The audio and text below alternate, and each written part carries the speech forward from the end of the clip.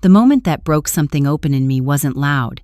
It was the sound of my brother's chair scraping back across the conference room floor as he reached across the table and slid the envelope toward me. Inside was a single folded sheet of paper. Not a check, not a deed. A letter from my grandmother's estate attorney explaining that, per her verbal wishes as interpreted by my brother who had served as her primary caregiver, the bakery, the house on Calloway Street, and the savings account totaling just over $400,000 would transfer entirely to him. I received her apron, the one she wore every morning for 30 years. My brother smiled when I unfolded the note. His wife reached over and touched his hand like they'd just won something. He looked at me across the table and said, "She always said you were the independent one. Figured you wouldn't need it." His wife nodded. "You've always been so capable, Claire. You'll be fine." No one else in the room said a word. I pressed my palms flat against the table and kept my face still. I had learned that from my grandmother. Her name was Ruth, and she had run a small bakery in our town since before I was born. The kind of place where people ordered the same thing every week, and she remembered it without writing it down.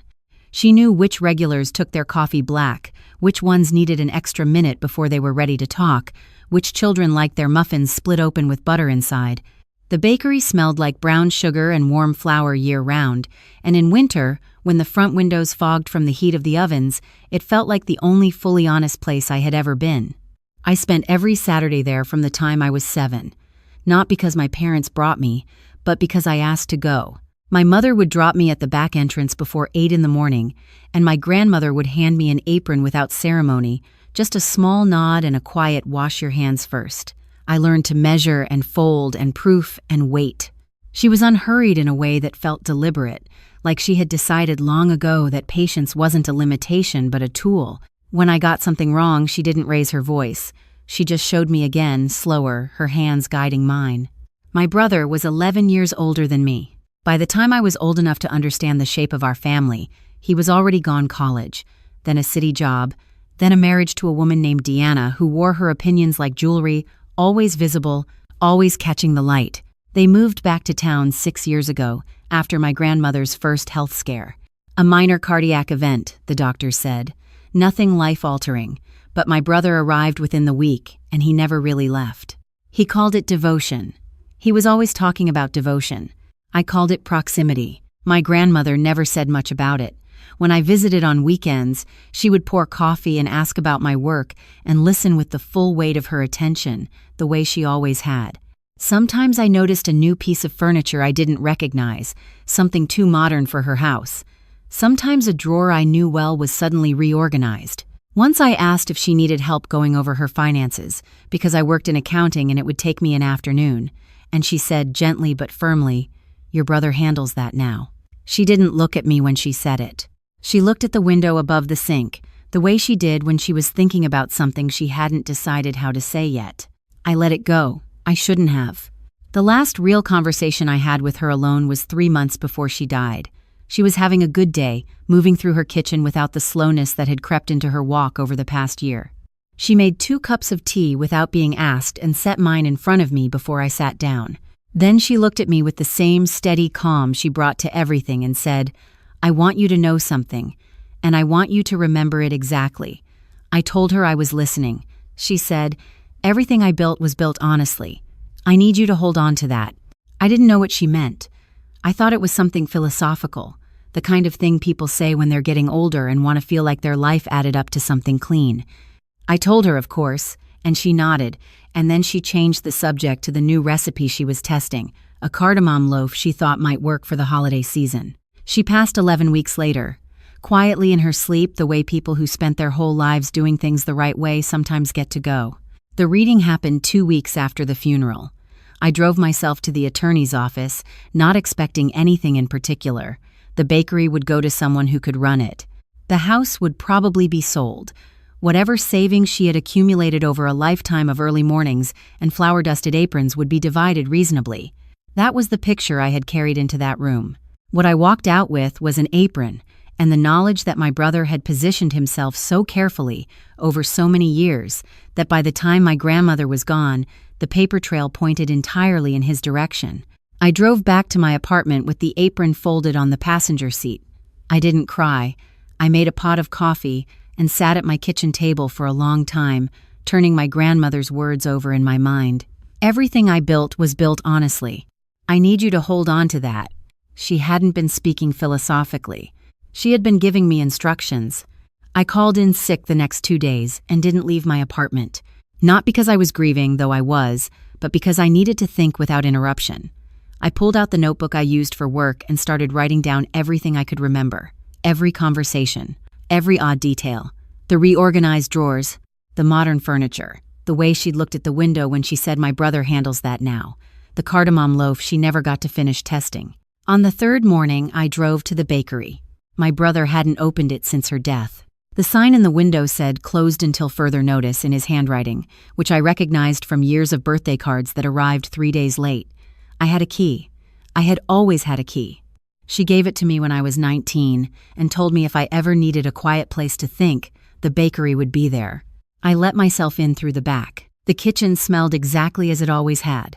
No one had changed anything. Her aprons hung on the hooks by the door, 3 of them in a row, worn thin at the front from years of wiping hands clean.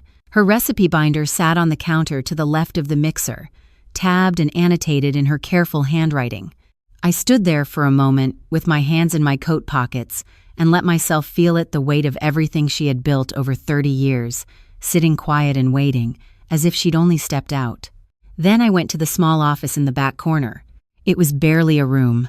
A desk, a filing cabinet, a corkboard with delivery schedules pinned to it, and a narrow shelf above the window where she kept her ledgers. I had helped her set up an accounting system 5 years earlier, a simple spreadsheet structure she could manage herself, and I knew exactly how she organized her records. I pulled the current ledger from the shelf. It had been updated in my brother's handwriting for the past 2 years. I sat down and opened my laptop. I am an accountant. I have been an accountant for 8 years. I am not dramatic about this skill the way some people are dramatic about skills they use as weapons. It is simply what I know how to do. I look at numbers, I find where they don't agree with each other, and I follow the disagreement until it leads somewhere. Most of the time it leads to simple errors. Occasionally it leads to something else. Within 4 hours I had found the something else. The bakery's revenue had been documented accurately enough, but the expense reports for the past 22 months showed a pattern that was easy to miss if you weren't looking and impossible to unsee once you were. Payments to a supply vendor I didn't recognize. Recurring, always just under the threshold that would require additional documentation. When I searched the vendor name, it returned a registered business address that matched the street where my brother and Deanna had lived before they moved back to town. A business registered 14 months before my grandmother's first health scare. I wrote the name down. Then I went back further.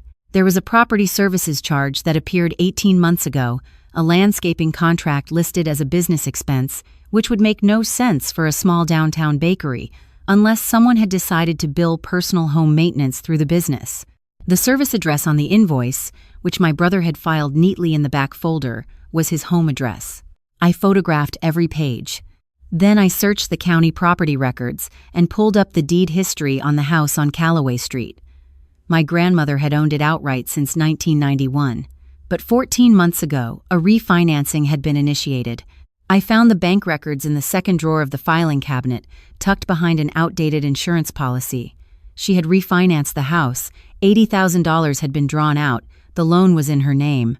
But the withdrawal receipt, which she had apparently never seen because it had been mailed to a secondary address listed on the account, showed that the funds had been transferred to an account that wasn't hers. I sat back in the chair and looked at the wall for a long time. My grandmother had trusted him completely. She was sharp until very close to the end, but she hadn't grown up in a world where you assumed the people you loved were rerouting your savings through shell accounts. She would have signed things he put in front of her and believed the summary he gave her because she had no reason not to, because he had shown up every day for 6 years with a concerned face and a ready explanation.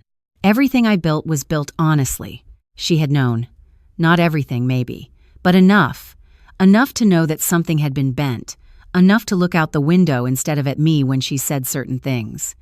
Enough to want me to hold on to something she couldn't name directly because she didn't have the language for what had been done to her. But she had known I would. I left the bakery the same way I came in, through the back, and locked the door behind me. I went home and spent the rest of the week building a clean, organized file. Not a pile of suspicion. A documented record. Vendor registration dates cross-referenced with business expense dates. Property records. Loan paperwork. Bank transfer receipts.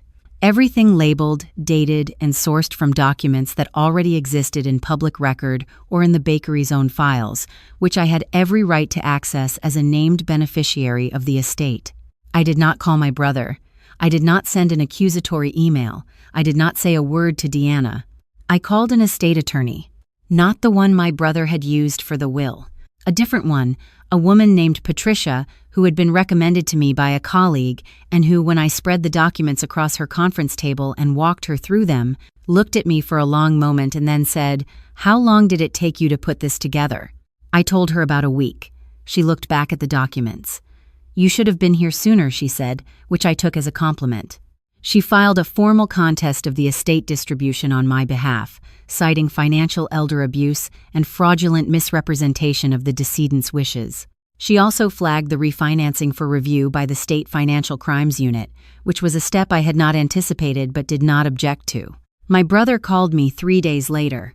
His voice was controlled, but I could hear the effort behind it, the way you can hear someone holding a door closed against wind. He said he thought we should talk. I said I agreed and that he was welcome to have his attorney contact mine. He said, "Claire, this is family." I said, "I know. That's why I kept records." Then I told him I had to go, and I meant it because I did. The next 6 weeks were quiet on my end, and I gathered from Patricia, considerably less quiet on his. The estate was frozen pending review. The Financial Crimes Unit opened a preliminary inquiry. Deanna, according to Patricia's assistant, who seemed to have excellent peripheral information, was furious with my brother in a way that suggested this was not the first time his decisions had created complications. I went to work. I came home. I ran in the mornings along the route my grandmother used to drive to the bakery, past the corner where she always turned, past the coffee shop, where she bought her second cup on Thursdays, because she said her own always tasted better, but the walk did her good. I thought about her a lot, but not with the sharp, clenching quality that grief had in the first weeks.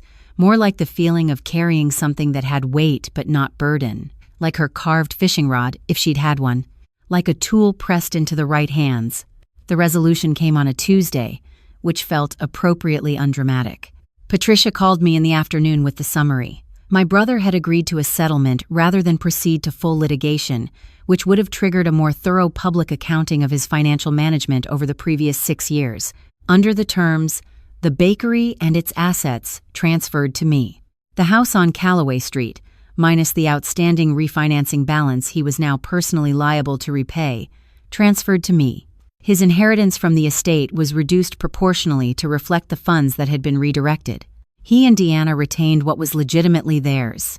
The apron, Patricia noted with the dry humor I had come to appreciate in her, was already mine. The financial crimes inquiry remained open. That part was no longer up to me. I drove to the bakery that evening, let myself in through the back again, the way I had dozens of times as a child, the way I expected to for the rest of my life. The kitchen was exactly as I'd left it. The recipe binder on the counter, the aprons on the hooks. The quiet that had settled into the walls over 30 years of early mornings and deliberate work. I turned on the lights above the prep counter and stood in the middle of the room. My grandmother had never said she wanted me to have this. Not in any of the documents my brother had curated, anyway. But she had given me a key when I was 19. She had handed me the good apron when I was 7. She had said, everything I built was built honestly. And she had looked at me the way she always looked at me, not like a placeholder, not like the capable one who wouldn't need it, but like someone she trusted to see what others were too invested to notice. I wasn't sure I was ready to run a bakery. I was certain I was going to try. I found her cardamom loaf recipe near the back of the binder, the page marked with a strip of masking tape that had her handwriting on it. Almost. Which was her way of saying she hadn't finished yet, which meant there was still work to do, which was the most like her thing she could possibly have left me. I pulled the apron from the passenger seat where I'd set it before driving over, the one that had been handed to me across the conference table as my inheritance, thin at the front from 30 years of honest use. I put it on over my coat. Then I read through the recipe twice, the way she had taught me, before I touched anything. Outside, the town was doing what it always did in the early evening, quieting down, the streetlights coming on one by one down the block, a few people still moving on the sidewalk, collars up against the autumn cold. Through the front window, the bakery must have looked occupied for the first time in months. A light on, a figure moving inside, something beginning. I measured the flour. I adjusted for altitude the way she always told me to. I worked slowly, without rushing, because the recipe wasn't finished yet, and finished was the only acceptable outcome. She had always said that patience wasn't a limitation.